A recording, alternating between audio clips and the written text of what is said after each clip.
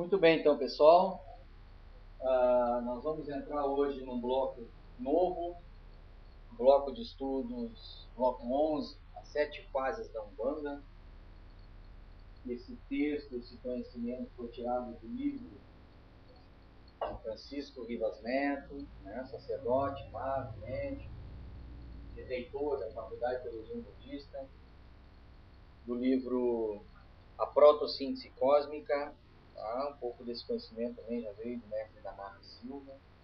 A gente quer reproduzir para vocês, portanto não é nada que nós criamos, não é nada que nós canalizamos, nós apenas estudamos e interpretamos da nossa maneira, o que a gente acha muito lógico essa informação que foi passada por esse livro,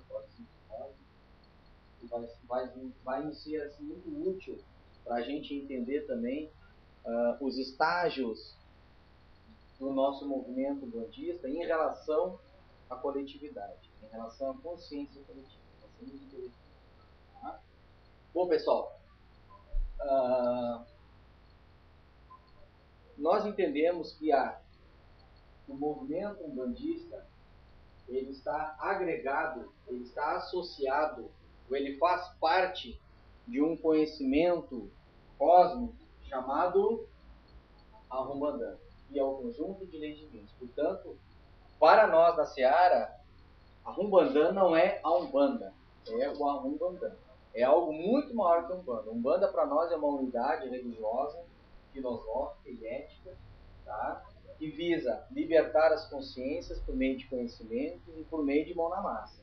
É uma das características da Umbanda, não só buscar o conhecimento, tá? Mas evoluir o ser através do trabalho, através do operacional, através da mão na massa. Tá? Já algumas religiões que a gente vê fora, o conceito já muda um pouquinho, mais a nível de conhecimento. O conhecimento liberta, e é realmente. Para nós, não só o conhecimento liberta, para nós também a mão na massa, o trabalho, a operação. Tá?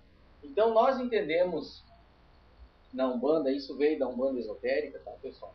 E nós concordamos que o planeta Terra, hoje, atualmente, ele se encontra numa fase de transição, que é a fase de Ogum e Oxóssi.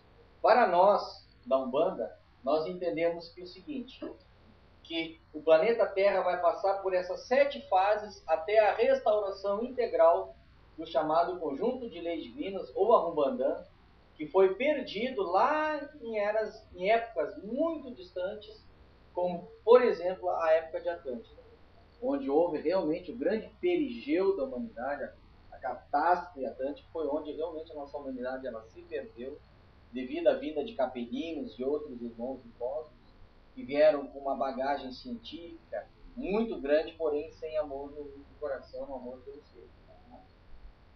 Então nós entendemos que hão de passar pelo nosso planeta Terra essas 7 fases até a restauração integral desse conjunto de leis divinas.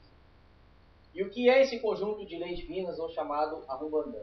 Esse Ahumbandã nada mais é que a soma de um pilar chamado religião, um outro pilar chamado, o outro chamado e a outra filosofia. Nós entendemos que o conhecimento uno, o conhecimento Ahumbandã, ensinado num passado muito remoto pelos chamados patriarcas, seres que vieram de fora, com suas irmãs, até no livro A Missão da Umbanda, a Matiz explica muito bem isso, muito interessante, e ele confirma essa tese que foi mencionada no livro A Protossíntese. Tá? Ele entende que o conhecimento uno, na verdade, nada mais era que o somatório desses 4 pilares aqui. Só que com o perigeu da humanidade houve uma cisão, houve um rompimento desse conhecimento único, e esse conhecimento único se transformou em 4 conhecimentos distintos e não dependentes. Ou seja, vocês podem observar que hoje em dia a religião não quer depender da ciência, a ciência é muito menos da religião, a filosofia não quer saber de artes, a arte não quer saber da filosofia, é cada um na sua. Só que eles não entendem que todos nós somos interdependentes. Nós dependemos uns dos outros. Então, a filosofia da Umbanda nada mais é que isso. E aqui está expressa pela essa pirâmide, vocês podem observar. Ó. São 4 bases unidas num único ponto. Esse ponto azul seria a Umbanda. É isso que a nossa humanidade hoje busca. tanto a ciência como a filosofia, a arte e a religião. Tá? Ou então a gente pode entender também nesse outro desenho, que é um círculo, onde você tem esse círculo dividido em 4 partes iguais, onde você tem a religião, a ciência, a filosofia, a arte, mas todas uma separada da outra, só que com um objetivo. O objetivo de todos se aproximarem do chamado centro. Tá? Onde nesse centro ocorrerá o quê? A restauração do amor andante. Tá? Só que para isso a nossa humanidade hoje ela tem um peso kármico muito grande. Vocês vão convir comigo que hoje o nosso planeta, karmicamente, magneticamente e espiritualmente, ele é muito denso. Ele é muito pesado. Por quê? Por causa dos desequilíbrios de personalidade da humanidade toda. E como é que se forma uma personalidade? Pensamentos, sentimentos, emoções. Então tudo que a gente vê aí fora de poluentes, de lixo, não apenas físico, mas também astral e mental, tudo isso é reflexo da coletividade, da própria humanidade. A própria humanidade, ela gera determinadas energias no campo mental, no campo emocional e também no campo das ações, tá? Que simplesmente estão acabando com isso, estão poluindo o planeta. Então não é só o lixão, a queima das matas, a poluição pelos carros, isso vem da ação. Mas as emoções e os pensamentos também desalinhados, desequilibrados, geram toda essa poluição atmosférica que nós temos hoje. Tá? Então o que a gente entende? O que nós entendemos? Que essas 7 fases, elas ocorrerão de acordo com a necessidade, em primeira instância, do karma planetário. Então a primeira fase, nós chamamos a fase de, que também é conhecida como a fase da convocação. Não sei se vocês, isso se fala até na Umbanda mais tradicional popular, né? A primeira fase foi a fase de Ogum, a fase dos clarins, a fase onde esse, que é sintetizado como general de demandas, né? Ele chama todos para o trabalho. Por isso que muita gente hoje em dia está procurando casas espiritualistas de tudo quanto é jeito para trabalhar. As pessoas não aguentam mais viver uma vida comum. As pessoas querem viver uma vida em comum. Chega de viver para a família e para o trabalho. Porque isso não está trazendo realização espiritual. Isso não está trazendo paz espiritual. Ou está trazendo? Vocês acham que viver só para a família e só para o trabalho basta? Não basta. Então o que está faltando em suas vidas? Quebrar com esse modelo, esse paradigma de que eu sou feliz só trabalhando, só construindo família, e criar um novo modelo, um novo paradigma. Eu preciso me transformar numa pessoa em comum. Eu preciso viver no meu trabalho, eu preciso viver para minha família, mas também para o meu espírito. Porque o espírito na nossa sociedade ele está morto. Você vai falar sobre espírito, o médico, o cirurgião, ele vai dar risada na vontade. Ele está preocupado em consertar o coração, consertar o cérebro, não quer saber do espírito da pessoa. Ele trata o ser humano como uma máquina. Assim funciona um advogado, assim funciona os engenheiros. As profissões, a nossa academia, a nossa faculdade, que é o nosso ensino maior planetário, eles deveriam se preocupar muito mais com a questão do espírito que propriamente em formar androides para servir um sistema caótico que está simplesmente caindo cada vez mais e mais. E nós pertencemos a esse sistema. Só que chega uma hora que a nossa consciência, o nosso espírito nos chama a uma realidade maior. Só um pouquinho, meu irmão. Só um pouquinho, meu filho. Existe uma realidade muito maior do que essa que tu vive. Tu está vivendo só com a matéria, mas existem outros níveis de realidade. E o que tu vai fazer? Você espera evoluir espiritualmente simplesmente vivendo uma vida mundana? Não. Por isso que na Umbanda, a primeira fase, atualmente, a fase atualmente que está em transição, nós chamamos a fase de Ogum, a fase da convocação. E Ogum, aí é que está uma coisa interessante. Ogum, essa vibração, esses seres espirituais que estão enfechados nessa vibratória, eles não estão chamando as pessoas só para trabalhar na Umbanda. Claro que não. É uma convocação. Vamos lá, vamos trabalhar em igreja, vamos trabalhar em centro espírita, em Umbanda, em ação, qualquer coisa que vise realmente, que dê suporte, que te dê condições para o espírito evoluir. O cara despertar a sua própria espiritualidade.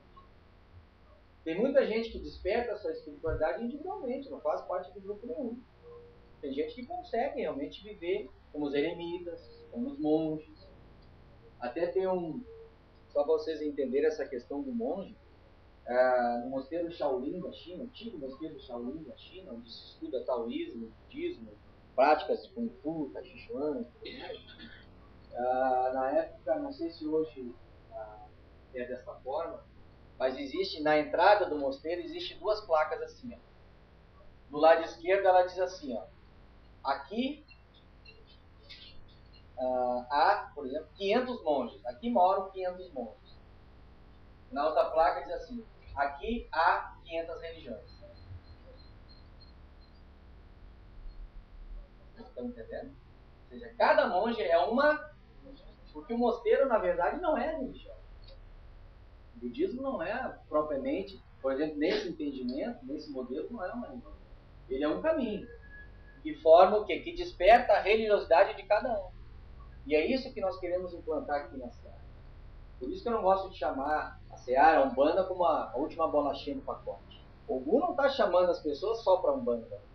O movimento umbandista não é o único que vai restaurar o Umbanda. Não. Todas as filosofias, todas as ciências, todas as artes, todas as religiões vão restaurar isso aí. E umas até nem sabem que isso aqui existe, né?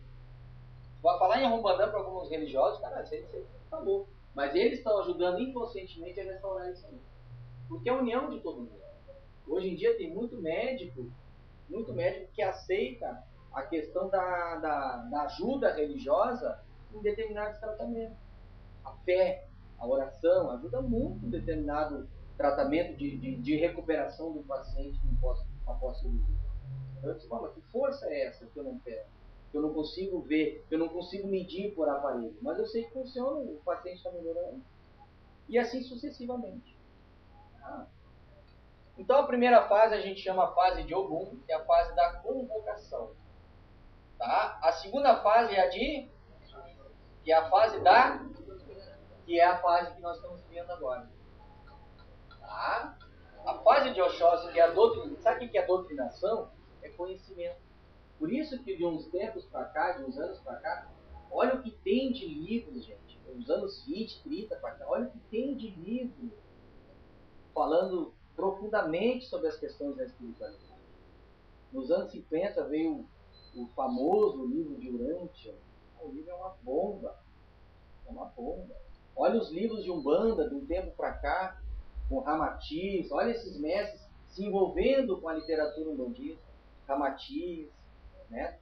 Juntamente com o médium Norberto Peixoto, trazendo conhecimento, contato com a Vovó Maria Conde. Né? Livros espíritas cada vez mais profundos, o próprio Robson Pinheiro trazendo a trilogia, né? Os Senhores das Sombras, né? Legião, Senhores da Escuridão e a Marca da Besta. Isso dentro de uma casa espírita. Olha o Robson, isso é o Robson Pinheiro. Olha o Roger Paranhos trazendo os livros, né? Através do mestre Hélio, os livros que falam sobre conceitos assim, ó, que de um tempo atrás não tinha isso aí. Essa é a fase de Oxóssi. E Oxóssi está trabalhando só para a Umbanda? Claro que não. Ele está doutrinando, ele está informando a coletividade. Não notaram que de 500 anos para cá, de 200 anos para cá, como a humanidade está evoluindo? Ganha a era do computador, ganha a era da indústria. A humanidade, assim, ela caminhou a passo de tartaruga até um determinado ponto. Agora ela deu uma explosão. A outra fase seria a fase que é a fase da seleção. Vocês estão notando que isso aqui tem a ver diretamente com o nosso karma? Em primeira instância, com o karma coletivo. O que a humanidade precisa no momento? Ela precisa ser convocada. Depois da convocação, ser? E depois? Selecionado. É o que dizia Jesus, o joio do trigo. Isso quem vai fazer é vibratória de Xangô. Separar o jogo. Mas primeiramente ser convocado. Vamos dar uma oportunidade para essas pessoas. Foi convocado. Gostou? Quer servir ao Cristo? Quer servir à luz? Vamos te doutrinar. Tem que ter conhecimento para poder servir. E isso que acontece de muito errado em algumas casas espiritualistas. As pessoas estão sendo convocadas, querem trabalhar, mas não têm conhecimento para trabalhar. Não sabem. Oi? Tem as ferramentas. Ou se tem as ferramentas, não sabe utilizar. Que ferramentas é essa ali? Muito simples. Sacrifício de animais, isso nunca foi ferramenta da luz. Tá? Palavras chulas, nunca foi ferramenta da luz. Vou trabalhar só com essa técnica, por exemplo, só o passe, já está bom. E o progresso, e a evolução? Vou trabalhar só com a mente das pessoas, vou só passar conhecimento, porque conhecimento liberta. Só o conhecimento? A nossa personalidade, ela não é tripartida? Ela não é mente, sentimentos e ações? Vai trabalhar só a mente da pessoa? E as emoções? E a ação? Como é que fica? Ah, Davi, mas tu disse que tem muita gente que evolui numa obra individual. É, mas a pessoa tem que estar com karma muito aliviado para fazer isso. E nós somos, a nossa natureza, ou a natureza da maioria da humanidade planetária, nós somos seres sociáveis. Nós somos seres individuais. Aquele ser que consegue evoluir o seu espírito, né, individualmente, é um ser que é uma exceção à regra. Ele lutou muito para virar um eremita, para virar um... Hoje em dia a maioria precisa de uma obra social, precisa de uma obra coletiva. Ele precisa trabalhar em grupo, e sozinho ele não consegue.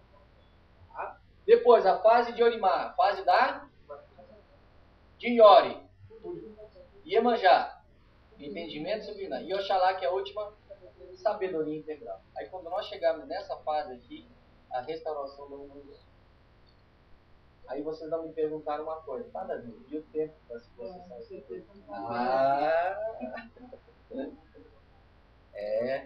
Gente, isso aqui vai um milênio. A restauração do Umbanda está programada para o milênio de 3.000. Ou seja, que já se iniciou, né? Vai de 2000 ao ano 3000. Não é fácil. Muita coisa para falar. Agora nós vamos estudar o seguinte, nós vamos estudar fase por fase. Tá? Hoje nós vamos estudar a fase de... Semana que vem nós vamos estudar de Oxóssi e Xangô. Tá? Vamos entender bem essa fase de Ogum, que é a fase da convocação. Vocês vão me perguntar assim, tá, Davi, quer me dizer então que no ano, quando chegar exatamente no ano 3000, ocorrerá a sabedoria integral? Claro que não, vai depender de nós. Porque é isso que eu quero que vocês entendam. Isso tudo, essas fases, tá? Ou essa, digamos assim, essa estrutura, tá? Hoje ela só ocorre por causa da humanidade, por causa de nós. Que a gente já poderia estar vivendo uma fase, por exemplo, de Orimá da maturação. Nós já poderia estar adiantado hoje. Hoje, 2012. 2012 ou 2011. Tá? Nossa, eu estou com 2012 na cara. E Orimá a gente já poderia estar aqui, ó. E por que a gente está lá na convocação? Atraso. A gente só quer viver a vida mundana. Você não concorda? Eu só quero trabalhar, eu quero me tornar um profissional. Eu quero constituir família, eu quero ter fazenda, eu quero ter iate, eu quero ter barco, eu quero ter lá minha chacrinha, eu quero ganhar dinheiro. Primeira coisa, eu quero ganhar dinheiro. Mas a pessoa que entra na faculdade, tu não está preocupado com o teu espírito. E o teu espírito? Isso é papo de religião. Não, sai pra lá que isso é papo de religião. O negócio aqui é trabalhar. Aí você ganha dinheiro. E depois? Aí você vive 60, 80 anos, desencarna, aí vai pro lado de lá. Tudo que você conquistou, o espírito. Começa a lutar. Né? Então por que choram do outro lado? Por que reclamam? Quando se encontra no vale do suicida, né? Onde dizia Jesus, rodeio de dentes, vai ser morte, sofrendo. Aí a pessoa, não, mas eu não quero ficar aqui, eu quero ir para lá. Tu quer? Não, tu precisa do lodo, tu precisa do barro. Porque o barro hoje é a tua terapia melhor. Precisa das energias de Orimá, de Nanã, para curar, para limpar o teu perispírito de tanta porcaria, de tantas e tantas porcarias, tá, que tu agregou durante a tua vida. Mas estudar na faculdade é porcaria? Claro que não, mas e o teu espírito? E o que tu fez com esse profissionalismo? Depois que tu te formou, o que tu fez? Eu ganhei dinheiro. E depois? Eu tive família. Eu não tenho tempo, nunca tive tempo. Ah, não tenho tempo. Quem aqui, de sã consciência, pode me dizer que não tem tempo para ler um livro espiritualista por mês?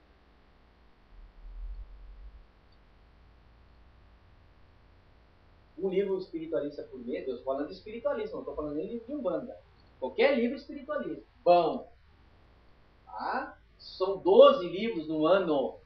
Isso já dá uma baita uma bagagem. Isso já muda o conceito do cara, já muda a consciência do cara. Tá? Então vamos falar um pouquinho sobre a fase de Ogum, tá?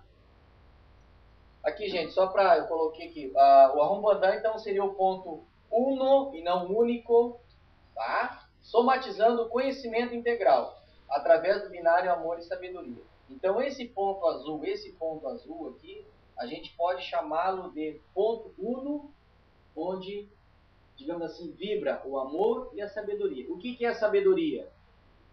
É você pegar esses 4 pilares e transformá-lo num bloco único.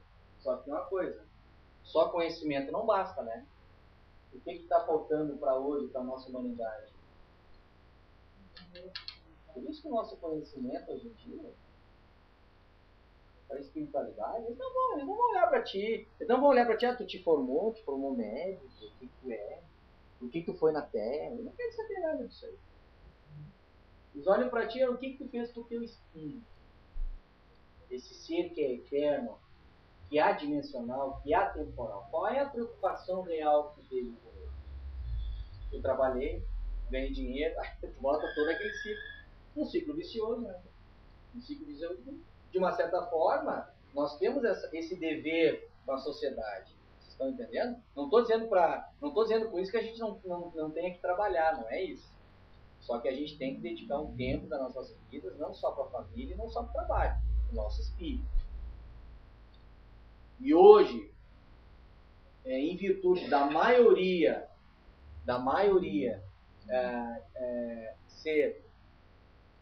sermos seres que vivemos em civilização, em sociedade, nós precisamos trabalhar grupalmente. Raras são as pessoas que conseguem trabalhar individualmente. Raras. Aí eu já estou citando exemplos eremitas também, que já adquiriram carne suficientemente para buscar o seu espírito sozinho. Você precisa trabalhar com uma coletividade. Mas nós não. Eu estou falando em qualquer casa espiritualista, não estou falando de um bando.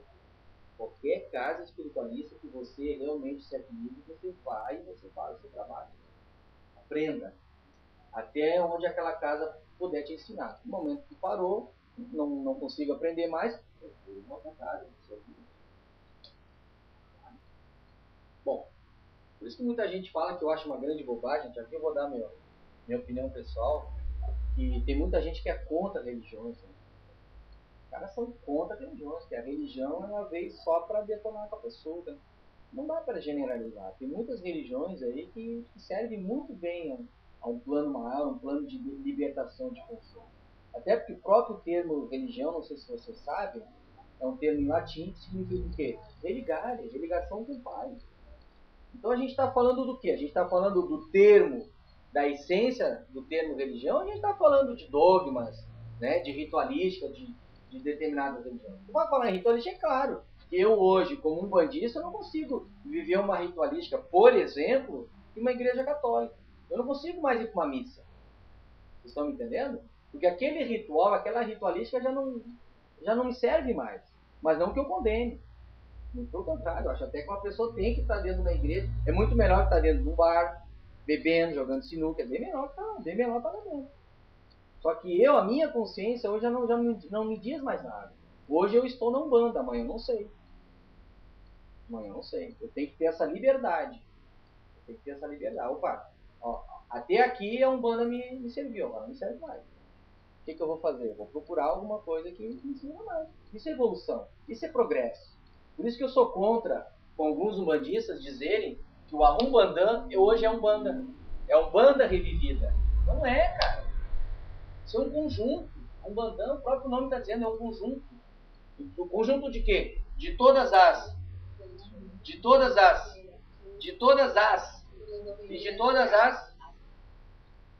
Pode dizer que isso aqui é Umbanda? Umbanda esotérica prega isso aí. Tá? Não é uma crítica, é uma constatação. Tá? Eu acho que é por isso que o Vivas Neto. Não dá, tem que pensar muito maior. Tá, pessoal? Então vamos estudar um pouquinho a fase de Ogum. Em primeiro lugar, o que significa o termo Ogum? Dentro do conhecimento do livro O Arqueômetro, Ogum, o Senhor do Fogo, da Glória e da Salvação. Não quer dizer com isso que Ogum é o Senhor do elemento fogo. Não é o elemento fogo. Apesar que na triplicidade de comando ele também serve, ele também atua no fogo. Primeiro água, depois fogo. Tá? Mas como termo assim, de, como é que eu posso dizer para vocês? De limpeza, de purificação. Aquela coisa assim, queima os teus pensamentos mundanos e transmuta eles a pensamentos mais elevados. Por isso que uma palavra, e aqui tem um monte de conceitos que poderiam ser, digamos assim, relacionados ao termo, a essa potência, mas um termo que nesse conceito de fases, eu, digamos assim, fecha mais, seria o termo convocação. Convocar, tem que mudar. E para mudar, mas tu tem que te queimar. Por isso que muita gente, olha só que interessante, muita gente queima neurônio, quando tem que mudar de conhecimento, queima neurônio, começa a aprender coisa nova, começa a ter dificuldade, muita gente dorme, boceja, é difícil, não consigo ler um livro, mas tu está mudando o teu paradigma, tu está mudando a tua frequência, tu acha que é assim de uma hora para outra? Tem que queimar certos condicionamentos que a sociedade impôs. E lá na fase do berço, a sociedade em geral te impõe. Então tu tem que queimar. Tu tem que ter, digamos assim, a fibra, a fé, a confiança de Ogum para poder modificar isso aí. Tá? Mas vamos estudar então a fase de Ogum em relação ao movimento bandista. Ó. General que com seus clarins convoca e abre os caminhos para todos. Culto simples abarcando o maior número de consciências. É o início do despertar consciencial. É a fase de Ogum. Despertar consciencial para o universo todo? Essa fase de Ogum aqui, ela está relacionada com o planeta Terra, ou com a galáxia, ou com o universo todo? O universo? Hã? O planeta. E cada um está, digamos assim, relacionado com a determinada, cada consciência, cada planeta está relacionada com essas fases de acordo com a sua própria evolução. Como a gente está muito atrasado, a gente está lá na fase da convocação. Né? Por isso que eu digo, hoje a humanidade poderia estar vivendo aqui, ó, a fase da maturação. Tem um livro muito bacana, chama-se Akhenaton. Tá? Nesse livro Akhenaton, consta que Jesus, ele poderia muito bem, ou digamos assim, o projeto, a programação, era que Jesus, ele encarnasse no planeta Terra na Era do Egito. Na Era de Ouro do Egito. No entanto, pelo atraso, por todas aquelas guerras, por tudo aquilo, ele teve que reencarnar 2000 anos depois. E antes dele teve que vir Moisés ainda para dar uma cortada nas demandas, coisa que Akhenaton não conseguiu fazer, porque ele era muito amoroso. Teve que vir Moisés, que era muito mais... que ele tinha sido o primeiro faraó encarnado no Egito, e comandou o Egito naquela época com um braço de ferro, ou com mão de ferro, para poder organizar, para depois então preparar o caminho para 1000 anos depois, se eu não me engano, 2 ou 3 mil anos depois. Aí veio Cristo. Vocês entenderem que, imagine se Jesus tivesse encarnado e tivesse trazido toda a sua mensagem na época do Egito, hoje a gente não estaria aqui. Ó. Evidentemente que nós estaríamos mais avançados. estaremos lá na fase da maturação já. O processo de seleção que está acontecendo hoje, a gente já estaria. Outra coisa que eu digo para vocês. Ah, Davi, então quer dizer que nós estamos na fase de algum e essas outras ainda não entraram? É claro que nós já estamos vivendo hoje um processo de seleção. Tá? Só que, digamos assim, ele ainda não se definiu. Uma coisa que ainda está acontecendo. Por isso que a coisa ainda vai levar um tempo. Todas elas há uma inter-relação. A gente chama isso de entrecruzamento. Todo mundo está se cruzando. Só que hoje, quem mais está se destacando em virtude do karma coletivo, em virtude do nosso atraso, hoje é Ogum e Oxóssi. Ogum pela parte da convocação, todo mundo se sentindo chamado para alguma coisa. Aquela coisa do chamado, né? Pô, eu estou me sentindo chamado, eu tenho que fazer alguma coisa. Não quero religião, não quero nada, eu vou formar um grupo, eu vou fazer caridade, eu vou fazer alguma coisa. Isso é uma convocação. Isso é o Ogum que está batendo na nossa consciência. É essa vibratória que está batendo na nossa consciência. E ao mesmo tempo aquela história, mas também eu não quero ficar para burro, né, cara? Eu também quero seguir no conhecimento, eu quero aprender mais coisa. Eu acho que é só esse livro aqui que me... Não, peraí, eu quero aprender mais. É o Oxóssi batendo lá na frente. Ah, tu quer servir? Para melhor servir, tu tem que aprender. Tu tem que se qualificar. E quem se qualifica melhor, serve... Não dá para achar que só um determinado tipo de trabalho, como por exemplo o passe, já é o suficiente. Não. Tem que evoluir, cara. Tem que evoluir.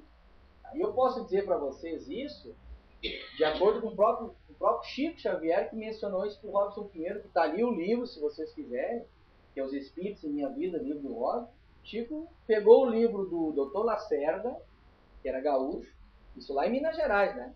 Pegou o livro do Dr. Lacerda, Espírito e Matéria, entregou para o Robson Pinheiro e disse assim, ó, isso aqui está faltando no espiritismo. Magnetismo. Não é só passe. Né? Passe que é uma transmissão, o cara não faz nada. Ah, mas isso é errado? Claro que não. Só que a coisa tem que progredir, a gente tem que ter uma mente progressiva, senão a gente fica para trás. Tá? Isso eu não estou querendo criticar, não é isso, eu estou constatando. Assim como a Umbanda também num primeiro instante se achou a bolachinha, a última bolachinha do pacote, não é.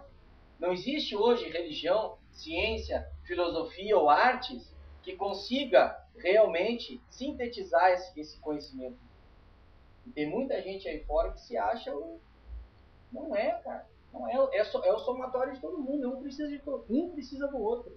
Isso é uma intermediação, isso é uma interdependência. Todo mundo precisa de todo mundo. A Umbanda esotérica precisa de todas as Umbandas, assim como precisa de todas as religiões, de todas as ciências, de todas as filosofias, de todas as artes.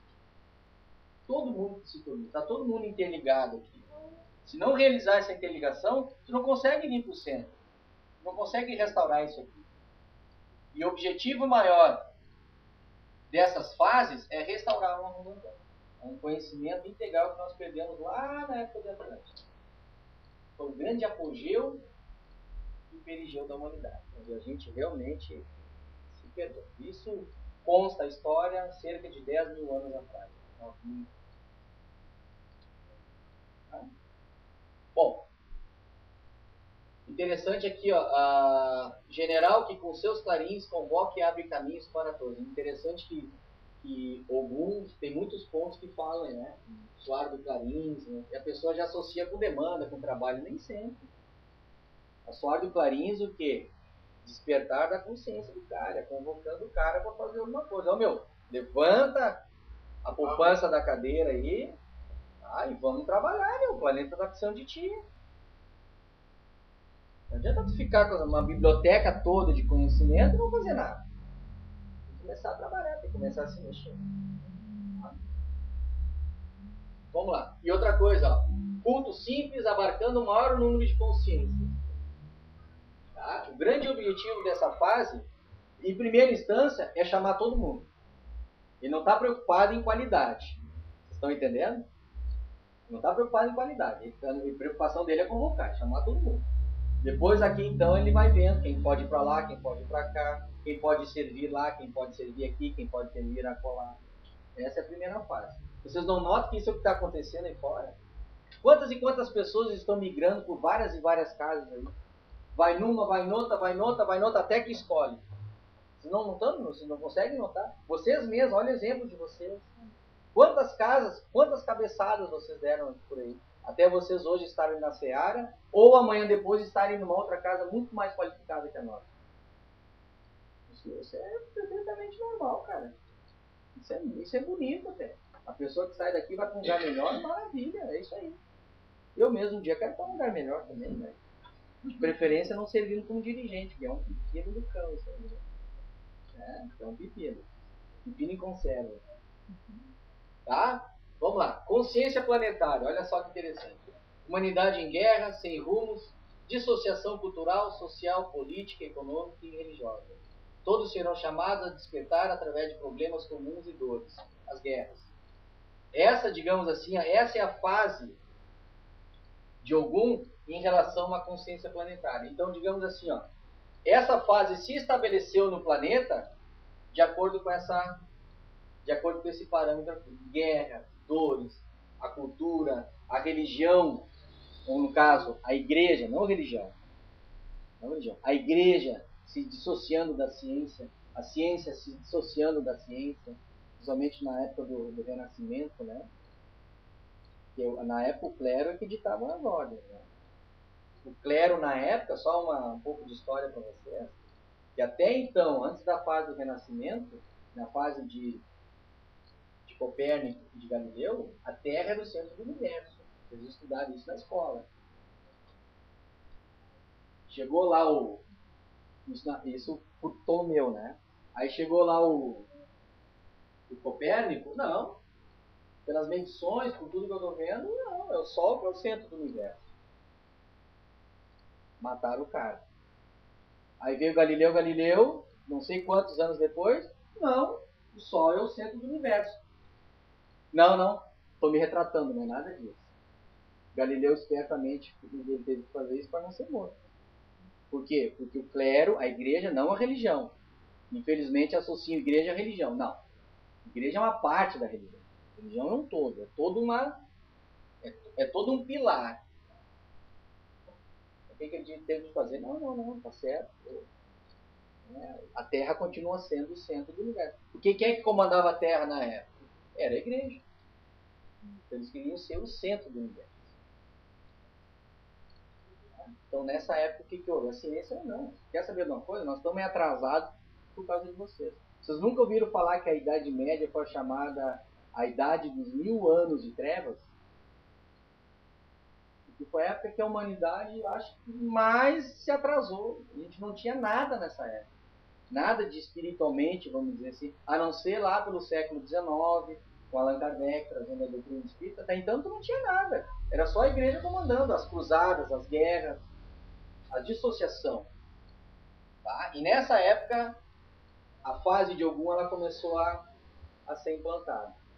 Tá? As pessoas, em suas consciências, não é uma convocação para religiões, é uma convocação interior, é um trabalho interior. As pessoas sendo convocadas para fazer alguma coisa. Para mudar também de determinados parâmetros, de determinadas religiões, de casos. Não, só um pouquinho. Aqui não dá mais, aqui não está me dando mais nada, então eu vou para lá. Mas ficava aquela história: mas se eu sair daqui é pecado. Eu vou arder no fogo do inferno. Você nunca ouviu falar isso? Porque o que existe é Deus e o diabo. A gente foi criado na teoria do medo, né? Só que Ogum veio para isso aí também. Ogum veio para mudar esse paradigma. Tá? Muito bem. O início da fase de Ogum, tá? aproximadamente, se deu nessa época aqui de 1888, através... Aí tudo está me espetando, né?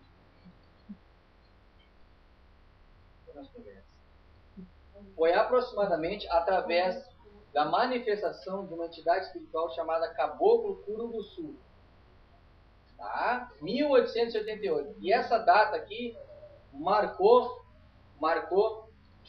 digamos assim, dois marcos históricos a nível Brasil e a nível planeta. O primeiro foi o fim da escravidão, que foi entre 1888 e 1889. Foi mais ou menos nessa data, nessa época aqui. e o Brasil República. Aí vocês dizem assim, pô, mas só um pouquinho. Uma fase de Ogum, que é uma fase a nível planetário, ele ser, digamos assim, ter o início oficial no Brasil. E o que é o Brasil? O que vai ser o Brasil para o planeta Terra futuramente? Nós não temos um livro fantástico do Chico Xavier, psicografia de Chico Xavier, Humberto de Campos, chamado Brasil, Coração do Mundo, Pátria do Evangelho. Olha o que foi o título. Depois, coitado, o Chico teve que tomar pau, né? Porque a família do Humberto de Campos veio cobrar direitos autorais, né? Aí depois ele teve que assinar como Irmão X. Não sei se você sabe da história. Ah, é. Foi depois desse livro. Brasil, Coração do Mundo, Pátria do Evangelho. Só isso. Por que será então, né? Que o Brasil tem uma relação tão forte com o resto do mundo? E depois, lá em 100 anos depois, em 1908, através do Caboclo das Sete Encruzilhadas, onde Caboclo das Sete Encruzilhadas, através da mediunidade de Zélio Fernandino de Moraes, menino de 17 anos. Menino de 17 anos, é muita fibra, né? Muita fibra. Ditou as normas da Umbanda, caracterizou a Umbanda. Como assim? Que até então, para o Zélio, a Umbanda já existia. Isso eu tenho gravado ali. As filhas do Zélio diziam, dizendo que o Zélio procurou a Umbanda para ajudar, porque ele estava doente. Como assim Umbanda? Até então, não. Elas falam até de uma maneira que até me emociona. Não, papai sabia que a Umbanda já existia. Antes do advento, antes da manifestação do Caboclo das Sete Encruzilhadas. Então, para vocês verem que ninguém tem a data oficial da Umbanda. A Umbanda é uma religião diferente. Não tem papa, não tem hierarquia sacerdotal, não tem nada disso. Aqui, não é que a Umbanda foi criada. Para mim, por Aruanda.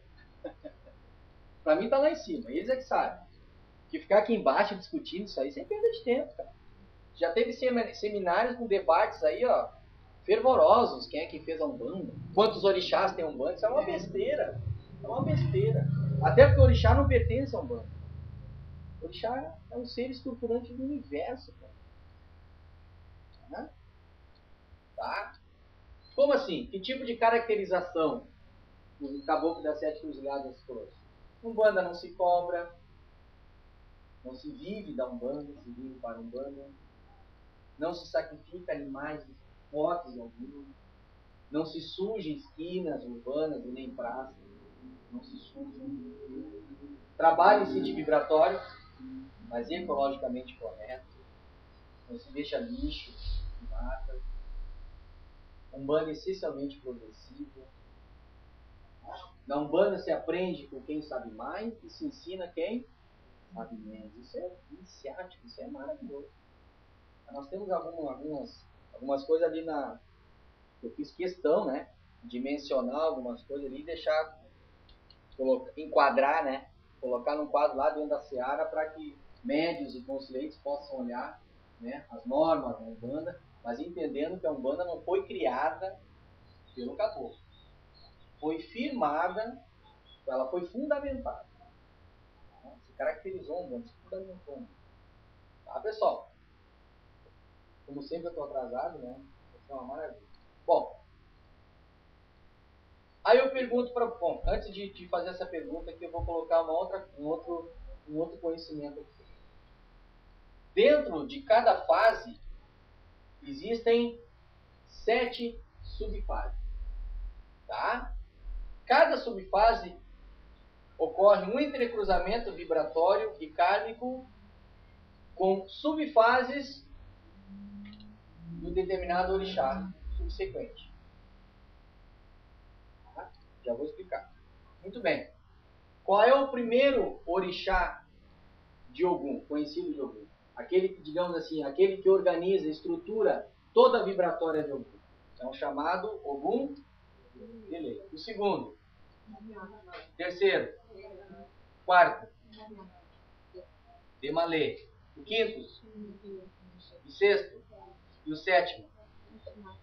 Esses 7 aqui foram considerados por D'Amato e Silva, foram considerados por Rivas Neto por Ramatiz, através da mediunidade de Noverco, lá os primeiros livros do Noverco ele fala sobre isso. Se eu não me engano é chama crítica, não sei tá isso aqui também. Esses 7 Oguns são que formam toda a vibratória de Ogum. Digamos assim, vou usar um termo mais popular, são 7 generais que coordenam toda a vibratória de Ogum. Só que tem um detalhe, que eu acho, é a minha interpretação, que a partir disso aqui, se houve um pepino aí fora, mas não pode ser só 7, tem muito mais. Gente, quando eu falo em Ogum de lei, eu estou falando de um espírito só. Isso aqui pode ter 500. É uma falange que trabalham dentro dessa... Porque o que é um Ogum de lei? O que é um Ogum confirmado? Isso não é a mesma coisa que dizer assim, o Davi é auxiliar técnico. O Davi é auxiliar técnico daquela empresa. O termo auxiliar técnico é o meu nome? O que é o auxiliar técnico? É o meu cargo e as minhas... Mas não quer dizer meu nome. Mesma coisa aqui. Quando tu fala em algum delay, roubimato, são cargos e funções, cara. Não estou dizendo, eu não estou quantificando espíritos, eu estou qualificando. Fora esses 7, aí quando nós estudarmos o bloco 12, que aí eu entro em hierarquias divinas, aí nós vamos ver que aí tem os planos dos guias, planos protetores, aí vai. É um 7 vezes 7 vezes 7 vezes 7. Aí é outra história. Coisa que só o da Mata e Silva que trouxe. Da Mata e Silva foi o primeiro a trazer isso. E dentro de uma numerologia super eficaz. Depois, tu desdobrando os números, o resultado era fantástico. Mas deixa para depois. Tá? Então, esses 7 aqui são, digamos assim, as 7 sub-hierarquias que formam a hierarquia de Ogum. Olha que louco. Olha que louco, mas é interessante. Evidentemente que cada sub-hierarquia de Ogum possui o seu Exu vibratório, o seu Exu força, o seu Exu serventia. Se o Ogum Delay é o número 1 na hierarquia, o Tranca-Ruas é o número 1 na hierarquia de Exu, que é serventia de Ogum. Só que cada um tem a sua serventia também. O seu Exu esquerda, vamos dizer assim. Tá? O Rompimato é o Beramar, Tiratoco, Demalê, Megê, Yara, Matinata, Tiratê. São nomes até que... alguns nomes até... Oi? Bom, só que o que acontece? Olha que interessante. Aqui nós temos uma hierarquia de 1 a 7, né? Aqui tu pode ver que o primeiro é o primeiro. O segundo, na hierarquia de Ogum, tu tem o sexto na hierarquia de Exu. Mas por que não é do 1 ao 7 aqui? Porque eles se entrecruzam. Aí nós vamos chegar aqui agora. Porque eles se entrecruzam vibratoriamente. De acordo com o quê? Com a necessidade kármica, com a necessidade de atuação. É interessante porque essa parte no livro A Prova de Si é uma parte que, olha, pouca gente conseguiu decifrar isso aqui. Eu tenho gente que já leu, releu, eu não entendo isso aqui. Isso aqui é pra louco. Por isso que eu entendi, né? Ó. Eu quando vi isso aqui me fascinei, olha só, gente. Isso aqui é o seguinte, ó. Vibração original do determinado orixá, suas intermediações e entrelaçamento vibratório coordenado. Que loucura isso aqui, né? Olha só que interessante agora. Olha só como as coisas se encaixam agora. Tá? Atualmente, que fase nós estamos? Na fase da convocação. Ou orixá. E o que é um orixá?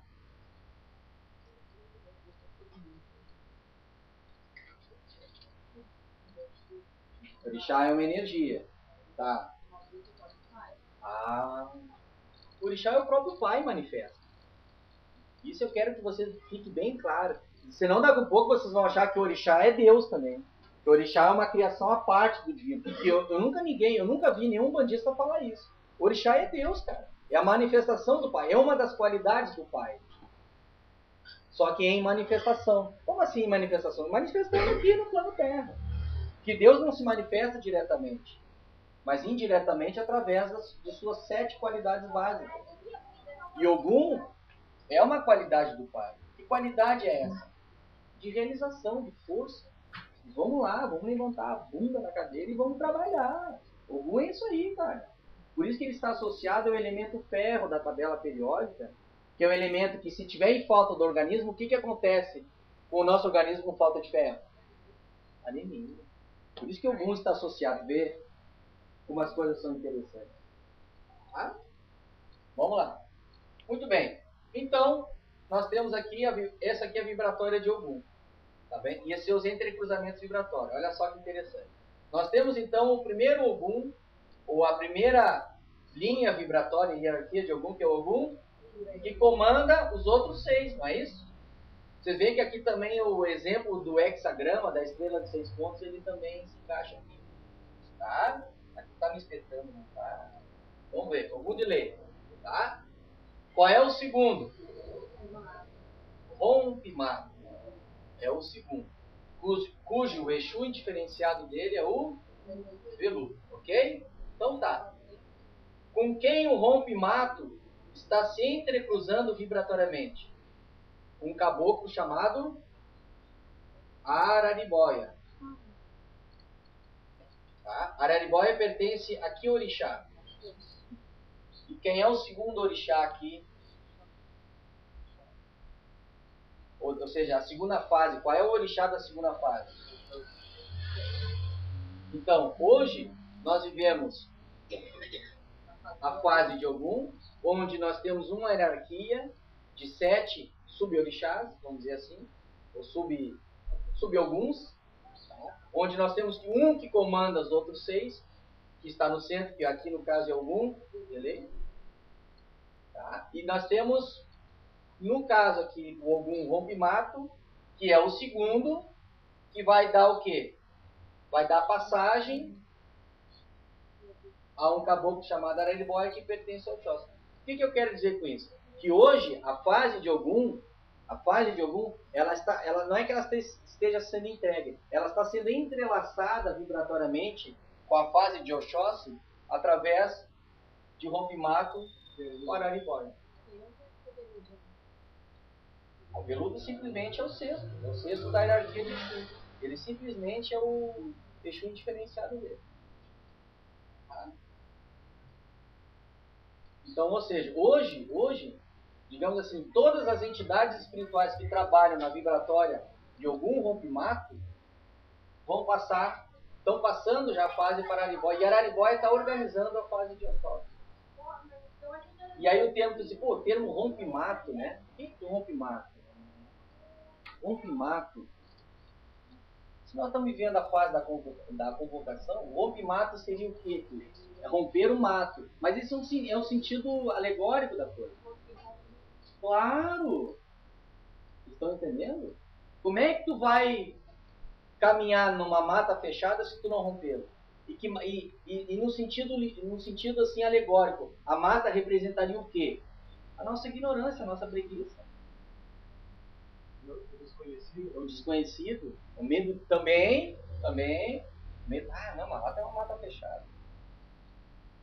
Vocês estão entendendo? Então hoje, a vibratória de Ogum, que é a vibratória da convocação, é regida por Ogum de lei, que rege as demais hierarquias de Ogum, onde Rompimato, que é o segundo, está entrelaçando-se com Oxóssi através do...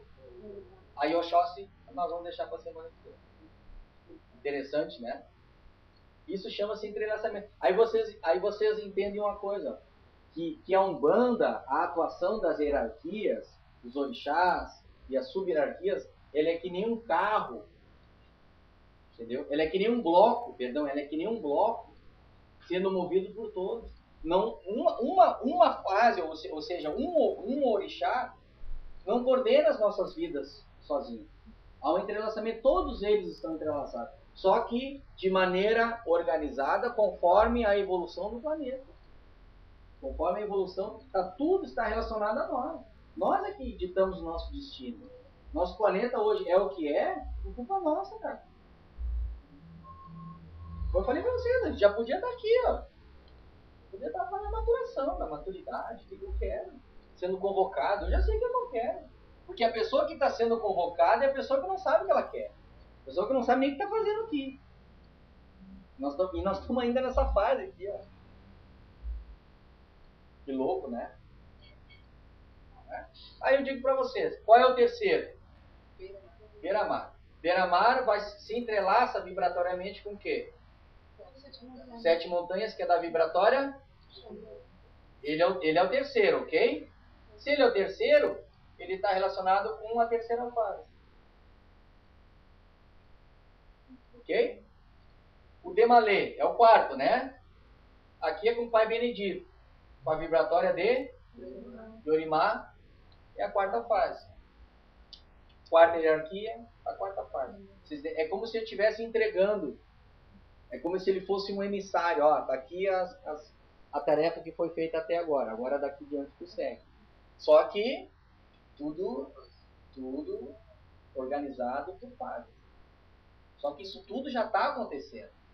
Só que hoje, atualmente, digamos, a fase que está mais se destacando é a fase de Ogum. Que eu poderia muito bem apagar aqui, pessoal, ó, apagar essa numeração e perguntar para vocês qual fase que nós estamos vivendo agora. Dizem, não, eu já estou maduro, eu já estou aqui na Yorimá. Não, eu sou de Oxalá, tenho uma sabedoria integral. É? Mas não, tá aqui, ó, nós estamos vivendo hoje a primeira para a segunda, que é algum já é culpa nossa. Já podia estar lá adiante. Só para o Silvio de Oxalá. É, loucura. É, outra grande bobagem. Ah, o Davi é de Oxalá, que o Davi é de Leonino. Então ele. Cabeça grande. Cabeça pontuda. Tá, pessoal? Ó, o Megê, que é o quinto aqui na hierarquia de Ogum, ele está entrelaçado com o quê? Uma cabocla chamada Yari, que é de Iori. Iori é o quinto, ó. Quinto para quinto. Iemanjá. Aliás, Yara. Chamada cabocla do mar, que é de Iemanjá, que também é sexto. Então, sexto Yara, Ogum, sexta fase Iemanjá. É um entregando, não é que é um entregando, é isso que eu quero que vocês entendam. Não é que essa fase aqui, no momento que eu passar para Oxóssi, passar para essas outras não vão estar mais atuando. Continuam atuando, é claro. Só que daí já não é no momento atual, vocês estão entendendo? Já, claro, é uma transição, só que continua. Porque os 7 orixás fazem parte da nossa vida.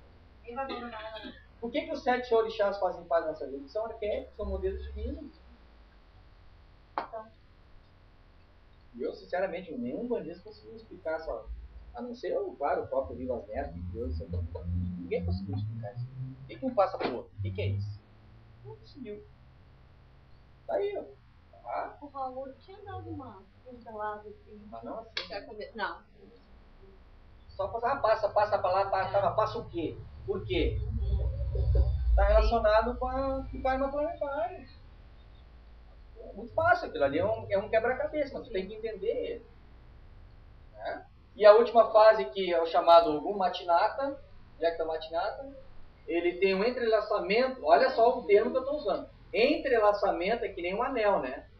São anéisinhos assim, que nem corrente, né? Anéis de corrente, vão se entrelaçando assim, e formando um corpo único. Tá? Matinata passa para quem? Um caboclo chamado Guaraci, que é de Oxalá, que é das 7 fases de Oxalá. Então, ou seja, então tu quer me dizer, Davi, que a 7ª fase, hoje, ela já está ocorrendo? Claro! Claro! E Ogum, ele está transmitindo a fase dele para Oxalá através de um caboclo chamado Guaraci, que isso é cargos e funções, não estou falando de espírito. Aliás, Matinata, que está passando um caboclo chamado Guaraci. Tu vê que a 7ª fase ela já se iniciou. A 7ª fase ela já iniciou. Isso aqui está previsto para o milênio todo. Essa sétima fase, que é a sabedoria integral, já está... O que nós estamos discutindo aqui? Gente, a gente precisa unir esses 4 pilares de uma coisa. Então já começou. Só que não se realizou por completo. Não está concretizado, mas nós já estamos discutindo, nós já estamos conversando. Então ela já se iniciou. Ela é a sétima ainda, a gente está na primeira e a segunda. Por quê? Por culpa nossa, por culpa da coletividade. Tá? Nós vamos ter mais encontros sobre isso. Na próxima eu vou falar de Oxóssi e Xangô. Nós vamos ter que discutir mais isso aí, porque eu sei que é bem complicado, é bem puxado. Mas é uma coisa que a gente tem que conversar. Porque muitas vezes a gente diz assim, ó, estamos entrando na era de Aquário. O que é a era de Aquário? É a era de Aquário. É o caso do signo, né? Do Sol. O Sol entra no... Eu não sei bem te explicar agora, que eu teria que ver o arqueômetro. Tem a questão da astronomia, ela explica, né? Que o Sol está... O nosso sistema solar, ele está entrando, digamos assim, naquele quadrante de Aquários. Tá? Eu teria que explicar melhor para vocês. Essa questão de astronomia também é um pouco complicada. Mas consciencialmente, o que isso quer dizer? Nova era da transmutação. Tá? Bem, transmutar o quê? Do que para onde? Transmutar o quê? Para fazer o quê? Para realizar o quê? Não, a era do mentalismo. Eu vi muita gente já falar sobre isso. Nós estamos na fase do mentalismo. Não é isso, não é bem assim. Se tu pode falar isso com uma pessoa leiga, a pessoa vai achar que a mente é o tudo. Não é, cara. As energias mentais, elas são muito desenvolvidas depois de você mobilizar, potencializar a energia do coração, que é a energia da emoção. Então, quando se fala energia mental, tu tem que entender que a emoção está embutida nela. Porque senão, ocorre o quê? Com os filosofistas nos ensinam. Cara, a mente, ela é fria. O nível mente, ele é frio. Porque ele é só raciocínio. Por isso que precisa primeiro desenvolver a emoção para depois a mente. Por isso que nós ascensionamos. É de baixo para cima e não de cima para baixo. Porque primeiramente nós temos que desenvolver a emoção, que vem lá do reino vegetal, animal e hominal, numa primeira fase de humanidade, de civilização, até a espiritualização. E quando tu chega aqui na fase da mente, a tua emoção, o teu sentimento, eles estão muito bem concretizados no teu ser. Harmonizado. E quando fala em mente, tudo bem, mente, beleza. Mas e a emoção? Coração todo mundo tem. Se fosse assim, então Jesus, há 2000 anos atrás, ele teria falado só em mente. Ele falou só em coração, cara. Coração, vós sois deuses. Quando os mestres, nós temos aí muitas fotos até na internet, a gente fala, muitos mestres espirituais que foram pictografados, né? Muitos estão assim. Por que a chamatrina, que é tão mencionada pelos esotéricos, ela não está na cabeça? Por que ela está no coração? Você sabe que o teosofista, ele menciona o seguinte, que o espírito, para muita gente, o espírito está na... Não está. O espírito, a chamada mônada, ela está no coração. Olha só que interessante. Olha só que interessante. Ligada por um cordão fluídico no terceiro ventríloco do coração. Olha só, os caras conseguiram ver isso com clara evidência. É Lady Bitter, Nambesan, Blavatsky. Nosso espírito está conectado aqui, não é na nossa mente, cara. Muita gente dá, meu espírito está aqui. Vocês já ouviram falar? Meu espírito está aqui, ó. Aqui é o cordão de prata, que nem sempre está conectado conosco por aqui. O cordão de prata pode estar conectado aqui, na região do baixo ventre. Vocês sabiam disso? Depende de cada um, depende da evolução de cada um. Tá? O espírito, a nossa mônada, então está conectada, é claro, na nossa chamatrina. Claro, porque aqui é o equilíbrio. Por que o coração é associado ao orixá Xangô? É o orixá do equilíbrio. Equilibrar as forças mentais com as forças racionais, emocionais, de sensações. Tem que equilibrar. Toda moral do Cristo se resume no amor. Se a gente observar o Evangelho, é amor. Então a Terra está destinada a aprender a amar. E ele sabia que as futuras gerações iam evoluir muito na questão do conhecimento. Só que o que ele fez sabiamente? Antes de vocês realmente procurarem a evolução tecnológica, científica, o que é muito certo, primeiro trabalhem o amor. Para que quando vocês chegarem lá e realmente entrarem numa era do mentalismo, que é certo, o coração de vocês já esteja equilibrado já. Que a gente não precise hoje ser convocado. A gente já podia estar lá na fase da seleção, maturação já, cara. Como é que tu pode evoluir sem amor? Qual é o binário do Umbandã? Amor e sabedoria. Sabedoria é conhecimento, mas conhecimento com amor. E simplesmente, se não simplesmente é conhecimento. Ah, tu é um conhecedor. Sábio não, sábio não. Tu é um conhecedor. Sábio se tu utilizar o teu conhecimento com amor. Aí tu é um sábio. Senão tu simplesmente é um gênio, um conhecedor, um cientista. Muita gente acha que ser cientista é o ó do Borogodó. Não é nada, cara. É simplesmente conhecimento. Tá? Olha só que interessante. Posso falar mais um pouquinho?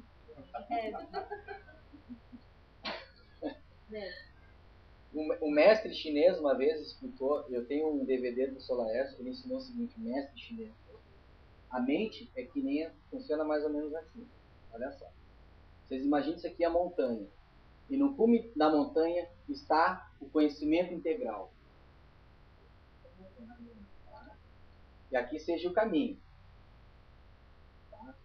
E você é o seu espírito, mentalize, por exemplo, o corpo. E a mente é um carro. Nossa mente.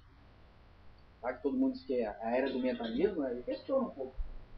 Tá? Até porque muita gente está interpretando errado. Até acho que é a era do mentalismo, mas num outro enfoque, num outro modelo.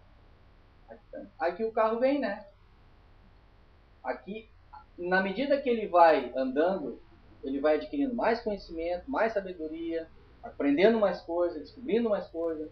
É a mente. Só que chega aqui na base da montanha, o que acontece com esse carro? Aí o que acontece com o motorista que é novo? Ou escolhe, ou fica parado, ou desce e... E a mente, onde é que ficou? Chega um determinado momento da nossa evolução que a mente ela não serve para nada. Que entra daí são outras energias. A energia do plano búdico, do causal, do búdico e do ático. Por isso que muitos mestres, em suas caminhadas, eles nunca formaram religiões, nem grupos, nem escreveram nada.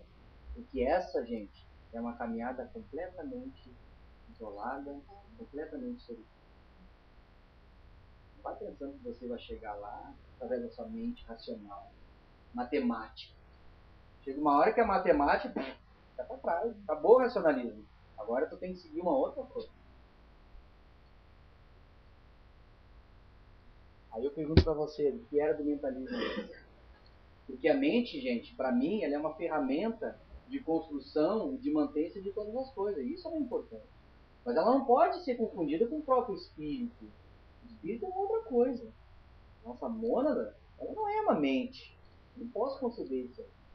Vai chegar um momento que a nossa mente ela não vai nos servir para mais nada. Para nós, hoje, a gente está muito distante disso, né? Mas para um eremita tibetano, o cara já está nessa fase, não quer mais saber. Ele não compete com mais ninguém, não quer saber de família, ele não quer ter carro, ele não tem mais mente concreta, vocês estão entendendo? Ele já está vivendo uma mente abstrata, que é a energia onde a gente tenta sincretizá-la com uma palavra, que seria a palavra que os ideais. É o cara que não tem mais ideias, é o cara que só tem ideais. Ele não vive mais com um grupo, ele vive com a humanidade toda. E a caminhada dele tem que ser solitária. Tem uma subida numa montanha em que o carro lá, um veículo Porsche, última geração, Mercedes-Benz, aquelas assim, ó, né? Alta tecnologia, não serve mais nada, cara. Acabou, ó, daqui por isso é um mestre oriental, um mestre da China. Vocês conhecem. Eu achei fantástico. Esse exemplo é um exemplo que eu sempre procurei na minha vida entender de uma maneira assim de conseguir, poxa, olha isso. Porque eu sempre pensei assim. Tá? Muito bem, gente. Muito obrigado, luz na mente, paz no coração. Vamos descansar um pouquinho, tá ligado? 6h30, 6h... 30 e pouquinhos, aí a gente continua, aí vai fazer a exposição, tá? 7 horas aí a gente tem nossa sessão de estudo, tá bom? Saravá. Mas assim, eu falava no corpo mental.